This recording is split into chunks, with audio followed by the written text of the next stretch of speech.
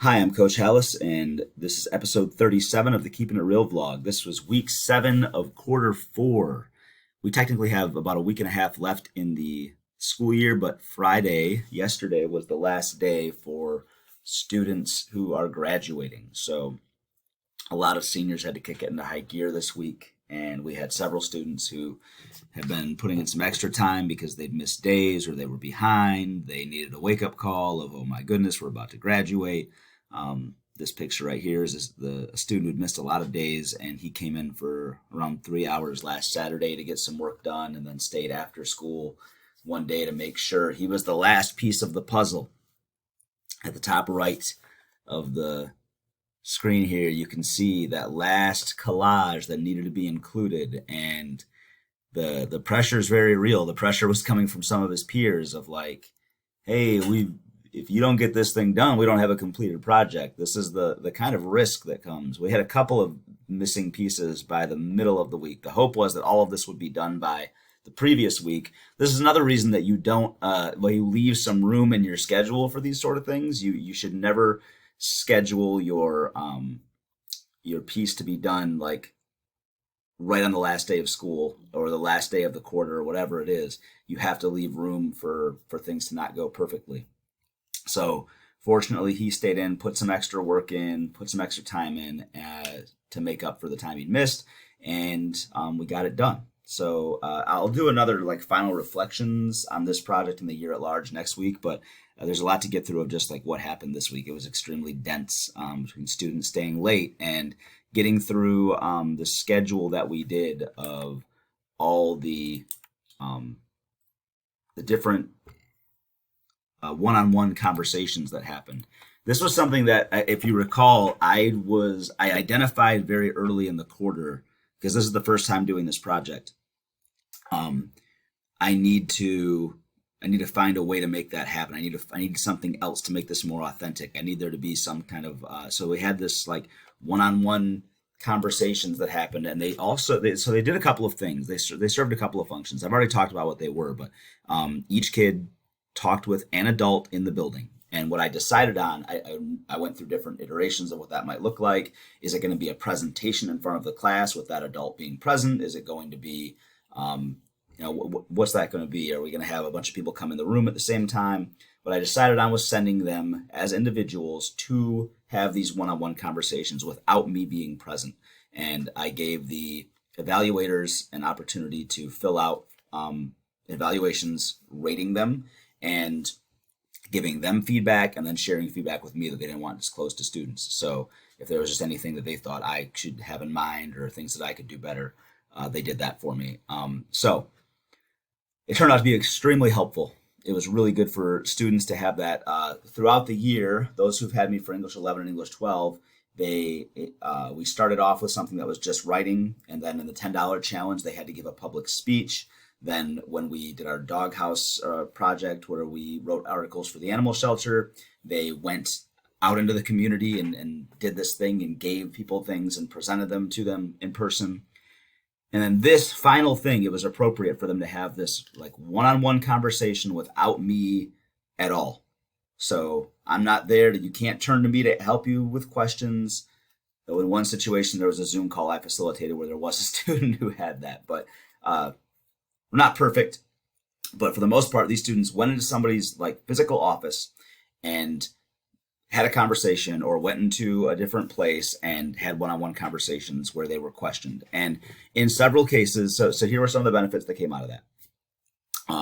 Some kids got called on their bullshit of they, for example, might have recommended a book and said, well, this book should be read by high school students before they graduate. And if somebody asked, like pressed them on that particular book and they didn't have good answers, that put them in their place of like, man, I need to come up with something better for this. And in some cases, it was just a lot of encouragement of things that they did really well, but maybe they didn't have a lot of confidence in it, or they needed to be encouraged to expand on what they already had.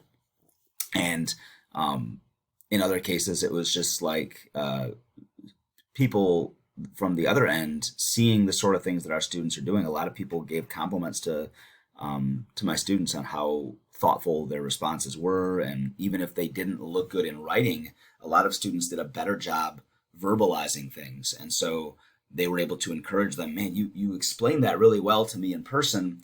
You need to bring some of that into your writing so that the people who see your website can see that. And so we got through all of those this week, all kinds of different people.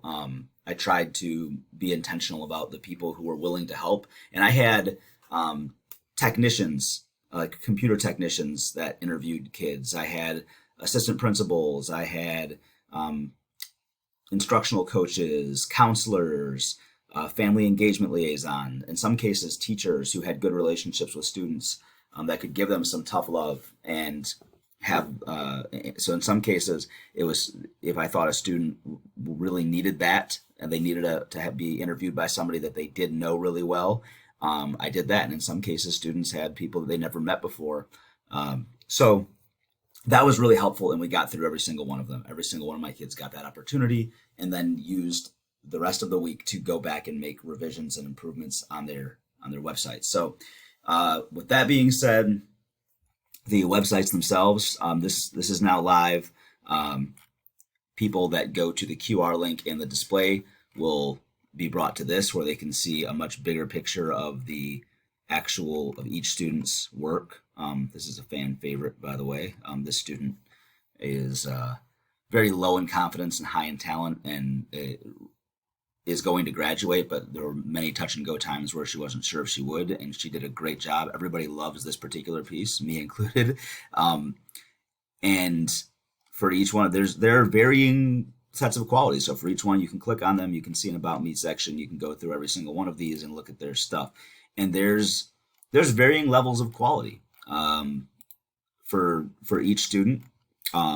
There's some things that students are still working on right now. So even though this has gone live, there are students, and their last day of school is over. There are students who are still trying to pull some things together. They're still trying to add things, and not trying. They're adding things and making adjustments. And some were asking me, "Oh, can I still fix this? Can I still add this? I'm still working on this." So that's still happening. But like I said, varying levels of quality. Not every student was super successful, and some students did really well. Some met the expectations, and some didn't. That's part of like a real, authentic learning experience. Just like some students blew their speech out of the water and did a great job, and some kids really struggled to get through it. But that's okay. You're going to have varying levels of quality and success, and some students that did a great job when we were doing hands-on work building doghouses didn't do so well with writing explanations for why people should listen to a certain song before they graduate. But you want some level of variety so that students can experience different things, and that there's real pressure and there's real challenges. So, and that's part of the stakes of it. Are there some final products that when people look at them, and they see, hey, that's what that student did, and I feel like that could have been better. It's not as good as what this student did. Like, do I want them all to be like perfect? Of course I want them all to be like as perfect as they can be. I don't want anybody to have like incomplete things, or hey, this person only came up with 5 of these things and everybody else came up with 10. Like, what's going on there? Yeah, I want them all to be complete and perfect and great, but they're not, and that comes through in a final grade. The final grade, they were given grades throughout for like check-ins of turning things in, but their final exam grade was a combination of their collage that they'd created based on parameters in a rubric, the website they created based on parameters in a rubric, and the score that their evaluator gave them. That was a third of their exam grade. So that's how the grades fit into this. But because we have a real product that's really displayed to the public now, those stakes are meaningful, and those kids that did do a really good job can feel really proud of it. And like I said, we have some who now realize that, hey, this thing is public and it's real, and people are looking at my stuff. They didn't work as like diligently as they should have, and are now, even though they've technically done enough to graduate, they're still working on making these things better. So it shows me that there's potential here for this project, and that there's meaning to it. And real quickly, saw this image of the student who was working in overtime. Here is the coffee shop that is willing to display our work. Here is the work that I just dropped off there that is now on display in that coffee shop with this QR code here that links to the website that I just showed you. And then here's their work that is now on display. So